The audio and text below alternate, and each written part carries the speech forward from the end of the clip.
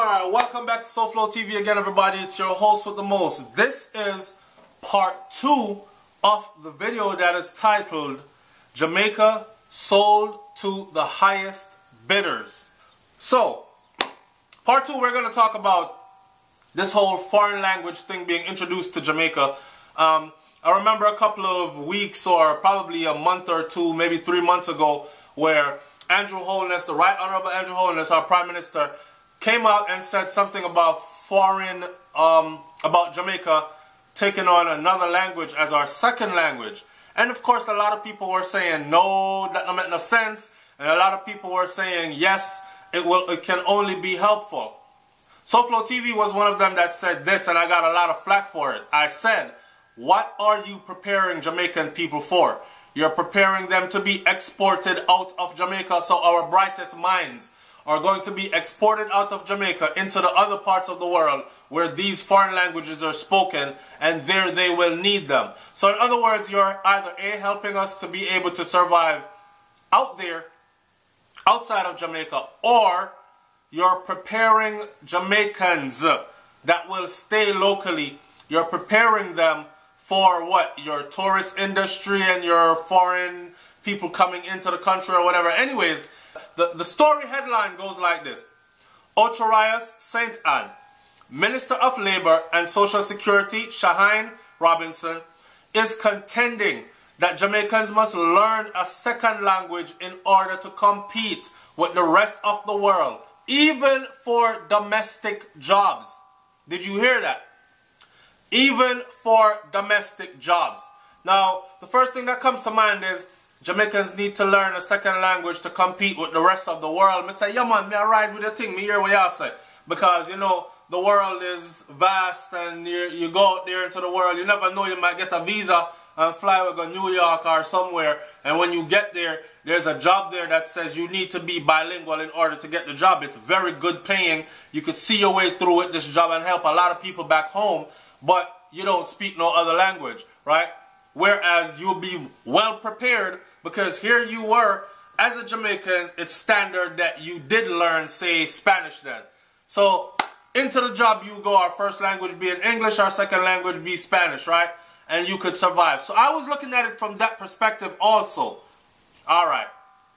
But when they got to that part that says, even for domestic jobs, I thought to myself, when a politician really take people for blouse and skirt, idiot. Because why would Jamaicans need to learn a second language to compete for jobs in Jamaica? Why? Our first language is English, right? Our colonial master's language, English. Our standard business language, English, right? And then they know so we have a look up and something we'll go and talk more time on them thing there. Them there our language. Why would we need to pick up Portuguese or French or Spanish or Italian or any other friggin' language in order to compete for jobs in our own country? That's crazy. For me to sit here and act like it's not possible and it's not going to happen, I'm sorry to disappoint Jamaican people, but I have to be honest with you, it's already happening. The wheels are already turning. The ball is already going down the hill, and there's nothing that's going to stop this, okay? I can give you a great example of a place called Miami, Florida. I grew up in Miami, and when I was growing up in Miami, right, the Spanish people are mostly Cubans, Puerto Ricans, not so much. We consider them more Caribbean or anything. The Cubans, though, they like to separate themselves from, and they like to look at themselves as Caucasians, right? So these Cubans were refugees when I was growing up there. They weren't so dominant there yet. Then you had your black people community, African Americans, Haitians, and so on and so forth, Jamaicans, rare. Anyway, fast forward 20 years later, and what you have is a place where if you, for instance, when I got out of university, right, when I graduated, I said, yo, I'm moving back to Miami because I grew up in Miami. I love Miami. Miami's like that city that never sleeps. It's like a New York except for it's cleaner. No offense, New York, but it's cleaner. We're right on the beach and it's an hour ride to Jamaica on a plane. I don't even have to pack a bag. So I started thinking, I could practice occupational therapy in Miami. So I started scouting, looking out for jobs and stuff in Miami. All 99% of the jobs in Miami said bilingual preferred. I said bilingual with what? Bilingual with Spanish. Because the Spanish community had grown that much, that big, and they were that tight. Even today when I go to Miami, I go check in at a hotel, I see black people working there, and of course, that black person speaks fluent Spanish. You could tell it's not a Spanish that's learned in a classroom either. It's a Spanish that they are black, but they come from a Spanish-speaking country. So what they do is they bring these workers in, which is the same thing they're doing in Jamaica. They're bringing in their labor. And they're saying to the Jamaican people that, anyways, let me read this and then I'll talk some more.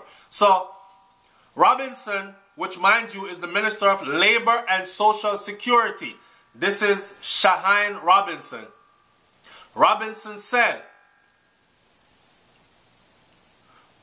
oh boy. A lot of the hotels, especially the Spanish hotels, the majority of the management are Spanish. Even the clerks checking in the produce. For those of you who don't know what the produce is, even the clerks that are checking in the produce. So them are checking the banana and them are checking the grapefruit, them and the oranges and all them thing that's coming in. Because you know most of these hotels have the long buffet style dining and all this other stuff, right? Even the clerk that is checking in the produce is Spanish. And certainly that job could be done by a Jamaican. Let me stick a next pin before we go any forward. That job could not be done by a Jamaican. You know why that job could not be done by a Jamaican? They want a Spanish-speaking person there because the produce that's coming into most of these places aren't coming in from Jamaicans. So these places aren't buying local produce to run their businesses. That's why they must starve out with farmers, because they come in, and again we have to blame our government, because instead of our government writing in stipulations into these contracts when they let these people in to do business, big multi-billion-dollar businesses, trillion-dollar businesses like these, where our government is lacking is they need to have written in to policy something that says you have to keep a certain amount of Jamaican employees on the books, and they have to be paid within this limit, and they have to be this, that, and the other. Not just dishwashers, and you have 5 dishwashers and staff, and that's it, right? So, someone is not looking out for the welfare of the people, but again, I've said this before, when them get for them pocket line up, them good, right? They don't care about the common man. Now, let me say this. They are not buying produce from Jamaicans, so it's not Jamaicans going to deliver the produce. So the person that's checking in the produce is Spanish. Checking in the produce is Spanish because when the person comes to drop off the produce, them Spanish too. So these Spanish people have links with other Spanish countries, and they're importing their own stuff from other places. Say for instance, I'm wealthy, I'm from Puerto Rico, or I'm wealthy, I'm from, say, the Dominican Republic, I'm wealthy, I'm from wherever else speaks Spanish, and I open a hotel or I'm running a chain of hotels in Jamaica. I'm making sure that all our produce are shipped into the country and that they are done at as cheap as we can get them outside. We must rock bottom out the Jamaican price, right? When the people come to deliver the produce to my business, we speak the same language, so there's a mutual understanding there. That is simple. So her telling Jamaicans that we have to go pick up a second language in order to compete for jobs, even for domestic jobs, that is heart-rendering, wrenching. Now, she was wondering, so I was wondering if we couldn't have Jamaicans understudy management so that they could eventually take over the managerial jobs. Johnson said to thunderous applause from those gathered at the Ocho Rios High School auditorium. Oh God. So hear this. This is what the guy said. He pointed that the Cayman Islands, and Cayman is very wealthy, right? Even their average citizen is very well-to-do. Jamaica, if Jamaica took on a policy like the Cayman Islands, majority of its citizens would probably end up like that too in years to come. Anyways, he pointed that the Cayman Islands, where he said non-nationals have to pay $14,000 US annually just to obtain a work permit. This, he said, forces these hotels to employ the Caymanians. So, what is in place for Jamaica to protect itself, to make sure that our people are hired? Because what seems to be happening is these people come in, they get their little paperwork straight, they go about their business, but there's nothing in place that says they have to hire a certain amount of Jamaicans. There's nothing in place that says, okay, if you want to bring in outside labor, this is how much you're going to have to pay, this hefty sum, right? There's nothing to deter them from bringing in cheap labor. So they can actually go home and say to someone who's starving at home, I'll take you to Jamaica on a beautiful vacation. It's going to be like, you're going to work there 6 months, 8 months out of the year, and then you're off 4 months, and they rotate them out. And they pay them pennies, and they're just happy to be in Jamaica at a resort where they have a little one room somewhere, or a bunch of them are sharing living space, and they're happy to be able to send home a few dollars to their family. That's what they're doing.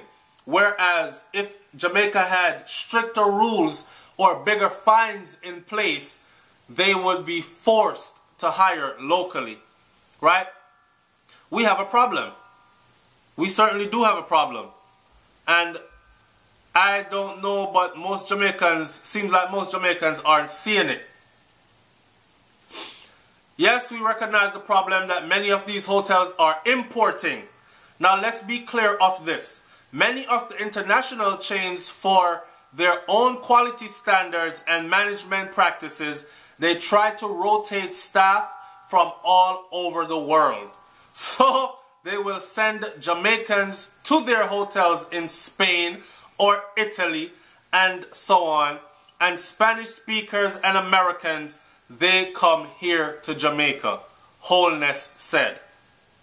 Andrew Holness, listen. The people them vote you in a power because them really actually did think that you are going to make a difference. And I thought you were an intelligent individual, and I still do think so. So I would really, really like to see you look at this from another perspective, not just with blinders on. No believe what them people here tell you. Write some policies in place, enforce some things that at the end of the day, Jamaica as a whole benefits. Simple. Prime Minister Andrew Holness, who was the meeting's guest speaker, said that plans are afoot for a training institution which will focus on staff at the management or managerial level in the hotel industry. The initiative, he said, is being led by Tourist Minister Edmund Bartlett. So, in other words, I'm going to open school in Jamaica that will teach you hotel management. Purposely for that. Hotel management. You go school for hotel management. When we get out of these schools, after our people done spend them hard-earned money to send us to hotel managerial school, when we get out, the question remains, will these hotels still hire us? If it is an issue with training, then this government is making the investment into training because the rule already exists that you cannot employ people for positions where there are trained Jamaicans who could fill the position, the Prime Minister said. So, how the hell are we finding people that are checking in produce and what? Y'all trying to say, no Jamaican out there can check in produce? But laws already exist. Come on, man. We're no dummies. And I would like to read one great excerpt from someone named Nashelle before I go any further, or before we close this video up. Nashelle said, summed up my thoughts in a nutshell. These people are so stupid. How a second language will help Jamaica to compete is what I want to know. This is utter rubbish. What the Jamaican government must start doing is to help its people to develop their talents and to use that to compete. Get them in robotics, computers, electronics, and other technological fields. Get Jamaican youths into making drones. They don't have to be able to make all of it. But if they can make any part for the drone and other electronics, that would be good. It's time for our leaders to think with sense. All them have everybody ahead into the tourist industry to be gardeners and helpers. Yo, Jesse Gender sang about this a long time ago, you know. Anyways, them not listen to the Rasta man more time when he talk. To tell Jamaicans to learn a second language to be able to compete for jobs locally is like telling them to sell your car and buy tires for it. Just my thought. When Jamaicans learn the second language, where will they use it to compete at? They are going to go to that country and take up jobs there from the native people? If that's not the case, then the government must explain to them how will a second language allow them to compete. Because in truth and in fact, Jamaica is an English-speaking country. Majority of the people that come to Jamaica are English-speaking people on vacation. So why do we need to pick up a second language in order to compete for jobs locally? This person said the second language thing is just silly. We already are bilingual. If anything, our government should be promoting the Jamaican language and charging foreigners money to learn our language and charging them money to come here and learn our language. We are the only people that are foolish enough thinking giving away our money is power. If learning the global lingua franca of English is not going to get you or us whatever we need, learning Spanish or French or Chinese won't do it either. Furthermore, learning a foreign language is more than study. And I have studied 4 years of university level French. Do you understand what happens then? The student becomes an expert at reading a foreign language, but cannot speak nor understand the language as it is used in everyday day-to-day life. It only works if you have consistent exposure to the language, i.e. living abroad. This is why almost no Canadian students from English Canada, Ontario, for example, despite 9 to 12 years of elementary French, it is why they cannot speak French after 9 to 12 years of this language instruction. Alright, so in ending this video, I'm going to say this. I saw this coming a long time ago and I said it and I told you and people did not want to hear me. They kept on saying, oh yeah, look on the thing, wrong man. Really? Here they are telling you to your face now that you're going to have to learn a foreign language in order to compete for jobs locally. Ha, ha, ha. It's SouFLoTV, man. Like, comment, share, and subscribe. Jamaica has been sold to the highest bidders. Ha. It is what it is, right? And we, a resilient people, will find a way to survive. I'm out of here, man. And don't forget to go over to Brains and the Beats channel and tell her SouFLoTV sent you. Subscribe. Click the bell next to the subscribe button so that you're notified when videos are uploaded on SouFLoTV and the same over there at Brains and the Beat. We're out. Peace.